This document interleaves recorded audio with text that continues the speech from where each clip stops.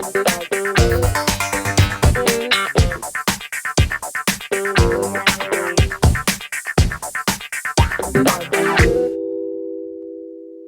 que c'est le comité directeur du Raja qui est responsable de votre situation actuelle?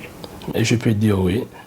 Je peux dire que c'est oui parce que si c'était la volonté du coach, avec Carteron, j'ai joué au moins 6 matchs en tant que titulaire. Comment un entraîneur peut dire que non, les matchs que les joueurs ont joué avec moi, ils n'étaient pas été bons. Moi, si j'étais à sa place, moi, je ne peux pas donner la chance à un joueur pendant 6 matchs en tant que titulaire. Au bout de 3 matchs, s'il n'est pas bon, je l'écarte du groupe. Mais j'ai joué 6 matchs en tant que titulaire avec Carteron. J'ai joué contre Hassania Dagadi la première journée de la phase de poule. En tant que titulaire, j'ai joué les 90 minutes. Contre Otoyo du Brazza également, 90 minutes. Je jouais contre Phare, championnat 90 minutes. Je jouais contre beaucoup de clubs. Étant que titulaire, après du coup, les coachs ont commencé à faire des déclarations comme quoi je n'étais pas à l'auteur.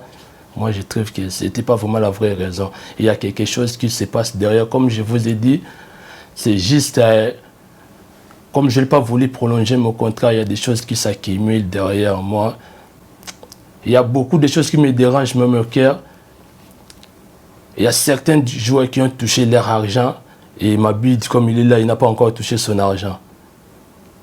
Et je demandais aux dirigeants, mais comment, pour tout ce que j'ai fait au Raja, c'est comme ça que vous me payez? J'ai passé 4 ans avec cette équipe.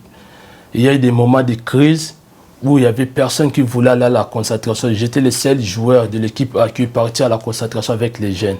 Mais vous avez tout oublié et c'est comme ça que vous me payez.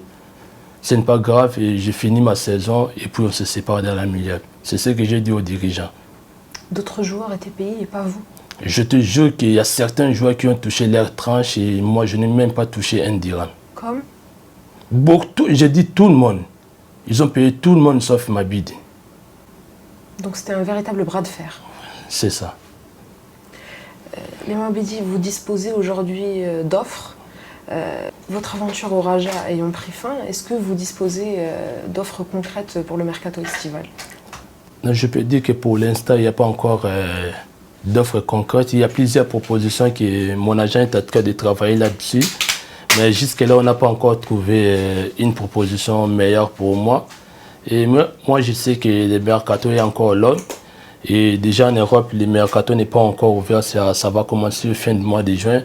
Donc je ne suis pas pressé, je suis patient. Et le plus important pour moi est de finir ma saison avec les Rajas, c'est tout. Et le reste, je verrai après. Est-il vrai que vous avez été approché par le Wydad de Casablanca?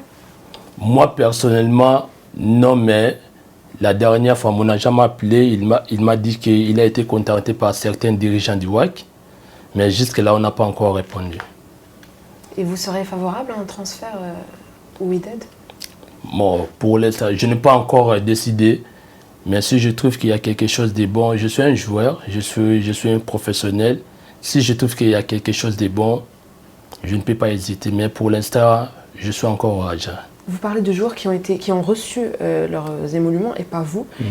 Est-ce que ces joueurs ont été payés parce que leurs agents sont proches du comité directeur du Raja? Parce que la plupart des joueurs du Raja, ils n'ont pas vraiment des agents. Moi, je trouve que c'est juste comme vous avez dit, c'est les bras de fer. Tellement que je n'ai pas voulu prolonger mon contrat, ils m'ont tout privé. Donc, là, déjà, je joue pas comme il faut. Ça fait déjà 2 mois et demi que je n'ai pas joué. Et je l'ai même parlé au président. Je lui ai envoyé un message. Et certains joueurs ils ont touché leur prime à la signature. Ils ont touché quelques primes du match. Là, déjà, je ne peux pas parler des primes du match parce que ça fait déjà 2 mois que je ne joue pas. Mais au moins, ma prime à la signature, là, c'est un contrat. Il faut respecter mon contrat. Il m'avait répondu seulement qu'ils vont trouver la solution pour ta situation après. Et j'avais même parlé avec mon avocat, il m'a dit qu'il ne faut plus discuter avec eux. Donc, j'attends juste à la fin du contrat et puis il y a des décisions parce que la FIFA est là. Même si je ne touche pas mon argent aujourd'hui, mais je sais qu'avec la FIFA, c'est sûr et certain que je vais récupérer mon argent. Quel message vous adressez au Raja pour prévenir ce genre de situation à l'avenir? Moi, je trouve que ce genre de comportement, ce n'est pas vraiment trop professionnel. Parce que je voulais même intercaler l'arrivée de Fabrice Ngoma, le Congolais qui a signé à ma place. Mais si j'étais une mauvaise personne, j'allais même lui dire que non, tu sais, au Raja, ça se passe ça. Et vous ne l'avez pas fait. Mais je ne l'ai même pas fait parce que j'ai l'amour pour ces clubs. Et depuis que j'ai commencé à jouer au football professionnel, j'ai jamais passé 4 saisons de suite dans une équipe. Mais au Raja, je l'ai fait malgré les difficultés. Ça prouve que j'aime ces clubs et puis j'aimerais toujours ces clubs. Malgré les difficultés que j'ai rencontrées ces derniers temps. Mais la vie est comme ça, la vie est faite des obstacles. Mais j'étais vraiment mécontent, j'étais vraiment abattu de voir ce genre de situation se répéter à plusieurs moments. Et il y a des joueurs qui sont à l'aise, ils ont touché leur tranche. Là, je le répète à plusieurs fois, ils ont touché leur tranche, c'était il y a cela 10 jours passés. Ils ont touché leur tranche. Parce qu'il y a un monsieur qui travaille au club, celui qui peut faire les virements pour les joueurs à la banque. Même les messieurs, on lui a privé d'aller faire les virements parce qu'ils savent qu'il va transmettre les messages à certains joueurs. Et le monsieur m'a appelé que non, il y a la semaine prochaine, il y aura quelques tranches de joueurs qui vont toucher leur prime. Mais je ne sais pas si ton nom est là. Et arrivé lundi dernier, parce que normalement le virement ça passe pas 48 heures. Et le virement a été effectué le vendredi. Et normalement le lundi, l'argent devrait passer au compte des joueurs. Et j'ai appelé tout le monde. J'ai appelé certains joueurs croyant qu'ils n'ont pas encore touché l'argent. J'ai appelé mon ami qui est Ibrahim, le Sénégalais. Je lui ai dit, est-ce que tu as reçu ta prime? Il m'a dit que oui, je l'ai vu ce matin. J'ai appelé à l'ami. Parce que souvent, lui aussi, il a été écarté du groupe. Je croyais que... Oui. Il m'a dit que non, moi aussi, j'ai touché ma prime. J'ai dit, mais comment vous avez touché votre prime? Et moi, jusque-là, je ne vois rien. Le lendemain, je suis parti au club. J'ai vu les messieurs qui font les virements. Je lui ai dit, mais comment jusque-là, je ne vois pas l'argent sur mon compte? Il me dit que moi, je ne sais rien. Il faut appeler le président. J'ai appelé le président, il ne décrochait même pas. Et lorsque je lui ai envoyé un message bizarre, et du coup, il m'a répondu, oh non, je verrai ta situation après. Donc, je trouve que c'est un manque de la considération et puis c'est un manque de respect.